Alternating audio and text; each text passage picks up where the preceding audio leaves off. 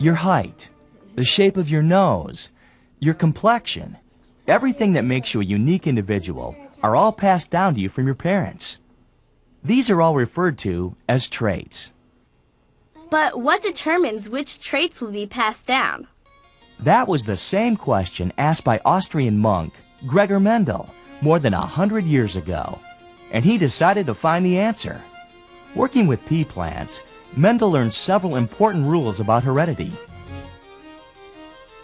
One was that an individual carried two factors, or genes, for each trait, but passed down only one. Another rule was that one of the factors, or genes, was dominant over the other. Dominant? That means it has more influence or power over the other. Let's use a simple example to explore these rules. If this black rabbit and white rabbit were to mate, what color do you suppose their offspring would be? I don't know. Black? Maybe white? How about gray? No need to guess. To find out, we'll use a simple diagram called a Punnett square. We'll assume there'll be 4 offspring, 1 for each square. 1, 2, 3, and 4. Next, we'll put the black rabbit here on the left, and the white rabbit on top. According to the rules discovered by Mendel, we know that each rabbit carries 2 genes that control color. Let's say the black one is purebred for black. Purebred? That means both of its genes are black. We'll refer to them as capital F, capital F. F is for fur. The white rabbit is also purebred. That means that both of its genes are white. We'll refer to them as small f, small f. Which genes will the offspring inherit? Since the black rabbit carries only 2 black genes, capital F, it can only pass down a black gene to each one of the 4 offspring. Since the white rabbit carries only 2 white genes, small f, it can only pass down a white gene. Each of the 4 offspring end up with both a black gene and a white gene. But each will be black because black is dominant.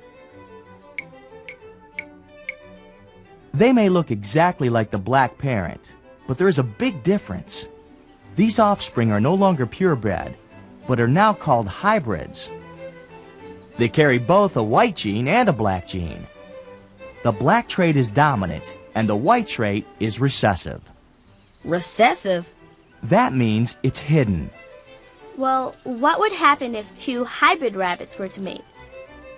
Let's do another diagram using a Punnett square. This offspring will receive a black gene from the parent on the left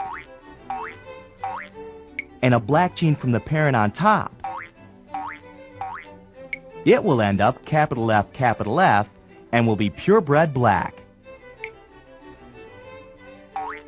This offspring will get a black gene from the parent on the left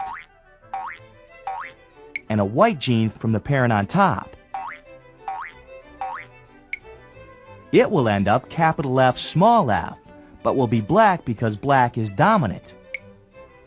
This offspring will end up with a white gene from the parent on the left and a black gene from the parent on top.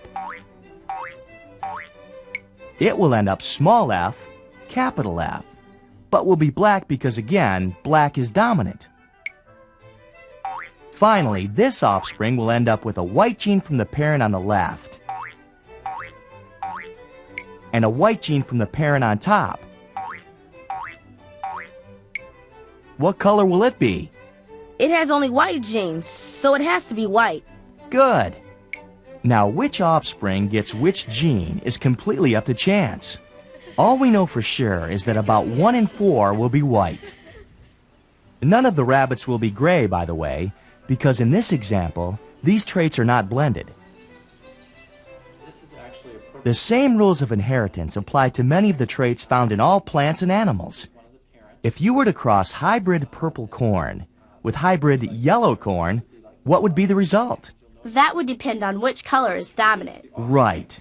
And since purple is dominant, the ears would have kernels that are about 75% purple and 25% yellow.